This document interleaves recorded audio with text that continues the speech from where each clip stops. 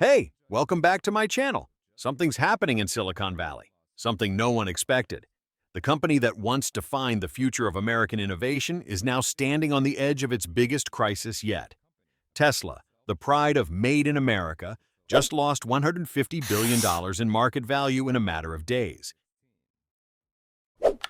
Tesla, the electric vehicle maker owned by Elon Musk, is warning the US government that American exporters could be harmed by countries retaliating against tariffs imposed by Donald Trump.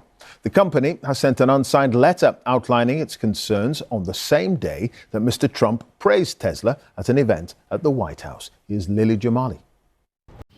Yeah, you're seeing shares off. I think last I checked, we're down around 7% in pre-market. And if these losses hold, this will be the biggest intraday stock drop for Tesla since that big blow-up that Elon Musk had with President Trump a few weeks ago.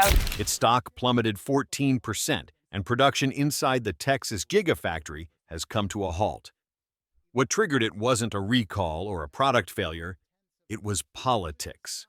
After President Trump announced a 145% tariff on imports from China, Hong Kong, and Macau, including an additional 20% fentanyl-linked trade penalty, Beijing hit back with a 125% counter-tariff on U.S. goods. Overnight, Tesla's U.S.-made vehicles were priced out of the Chinese market, its second-largest source of revenue. Behind closed doors, executives were stunned. Within hours, Tesla suspended sales of the Model S and Model X in China, a move the company called temporary, but insiders knew it meant something else. The world's leading EV maker had just become the first victim of a global trade war. In other words, tariffs, warning that retaliatory actions by other nations could harm U.S. electric vehicle makers. The note was unsigned, Mr. Musk not commenting for now. But it's Mr. Musk's politics that may be hurting Tesla most. And here's the question nobody wants to ask. If Tesla can fall this fast, what happens to the rest of America's innovation economy? Before we begin, hit that like button. If you're finding this eye-opening, it really helps us beat the algorithm. Finally manufactured and put together in Canada, so a car like this would be impacted by these tariffs. But just how much could the prices rise? Here's what the dealership owner told me. I have a customer that ordered an $86,000 2500 Ram. We're trying as hard as we can to get that thing off the line today. And that's where the real irony begins. The same policy meant to protect American jobs is now forcing one of America's proudest companies to run from its own homeland. What started as a patriotic slogan, America First, is turning into something far more painful, Tesla Last. Every car built in the United States now costs $5,000 to $10,000 more to produce, because the tariffs that block Chinese imports are also blocking the batteries, chips, and precision parts that Tesla's U.S. factories depend on.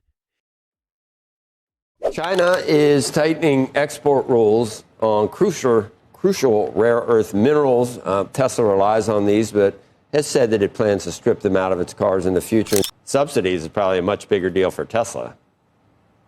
Well, they matter for Tesla in their current vehicles. Now, as you discussed, they plan to strip some of those out of their future vehicles, like the Cybercab. But importantly, rare earths go into everything. The magnets go into iPhones, industrial applications, defense applications.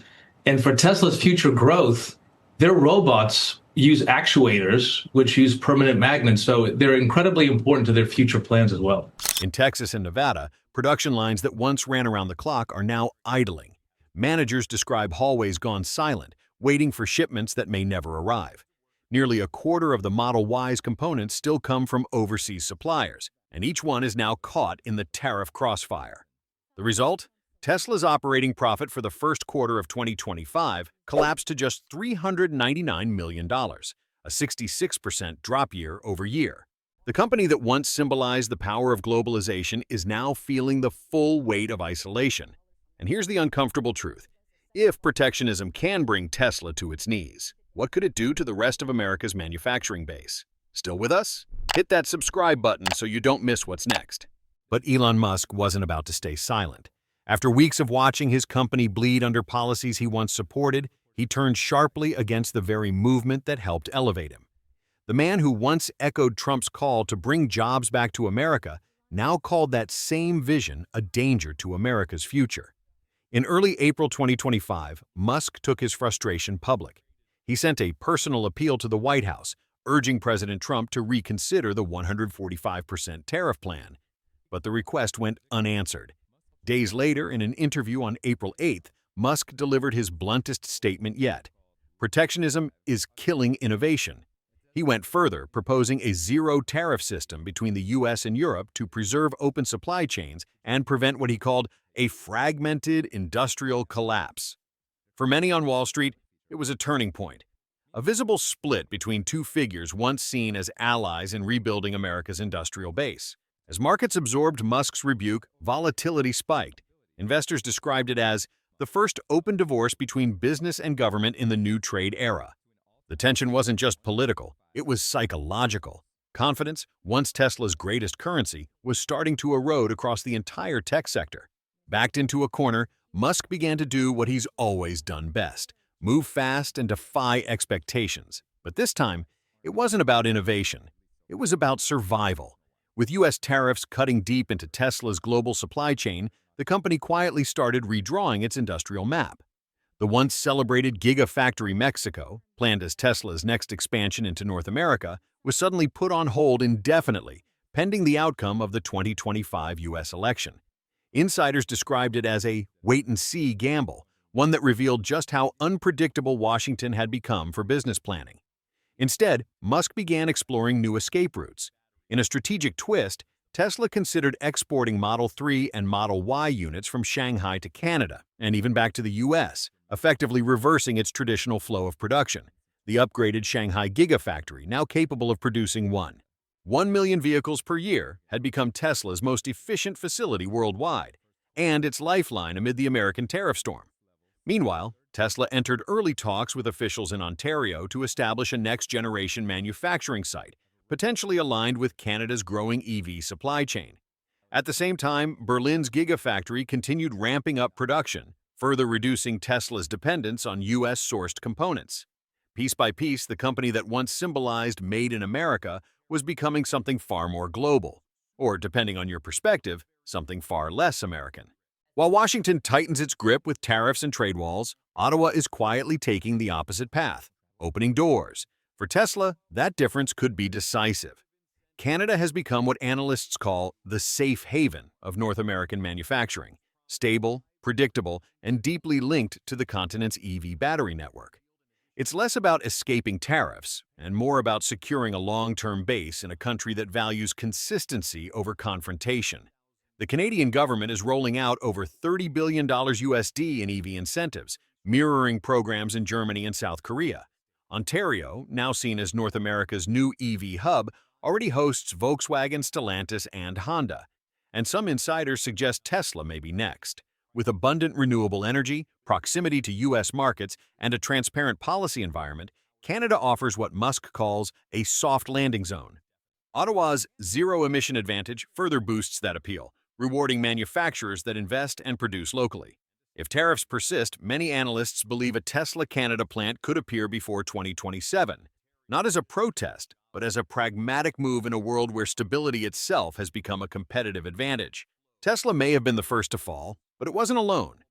As protectionist tariffs rippled through the global economy, the shockwaves spread far beyond the auto industry.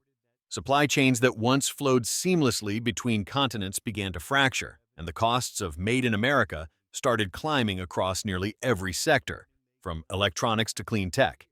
Even Beijing took aim at the broader impact. China's Ministry of Foreign Affairs issued a rare statement warning that America first is harming the world. Behind the scenes, global investors seemed to agree. In the weeks following the Tesla crisis, major funds quietly shifted billions of dollars out of the United States, redirecting assets toward Canada and Europe, where policy stability now looked like the safer bet. For American businesses, the reality was stark. Import costs surged to record highs, competitiveness eroded, and the margin for error disappeared. On Wall Street, volatility turned into freefall. The Nasdaq lost nearly 8% in just 2 weeks, a signal that faith in U.S. industrial leadership was beginning to crack. Economists now warn that if the tariff war continues unchecked, global GDP could shrink by more than $1 trillion. A sobering reminder that in a world built on interdependence, no country can afford to stand entirely alone. The Tesla crisis is no longer just a business story. It's a mirror, a reflection of how the very nation that once led globalization is now drifting toward isolation. America First is quietly turning into America Alone. Once loyal allies and multinational giants are beginning to carve out their own paths, building trade networks that no longer orbit around Washington. Canada is expanding its industrial partnerships. Europe is anchoring new manufacturing corridors. China is deepening its own supply chain sovereignty. If this protectionist wave continues, economists warn that the United States could lose its technological leadership within a single decade, not because others surpassed it by force, but because it isolated itself by choice. And as Tesla's production shifts to Windsor, Berlin, and Shanghai, the symbolism becomes impossible to ignore. The future of mobility, once born in Silicon Valley, may now belong to the rest of the world. So here's the question we'll leave you with. Is America defending its industries or slowly building walls around its own innovation? If this video gave you something to think about, like and subscribe to support more content like this. Thank you.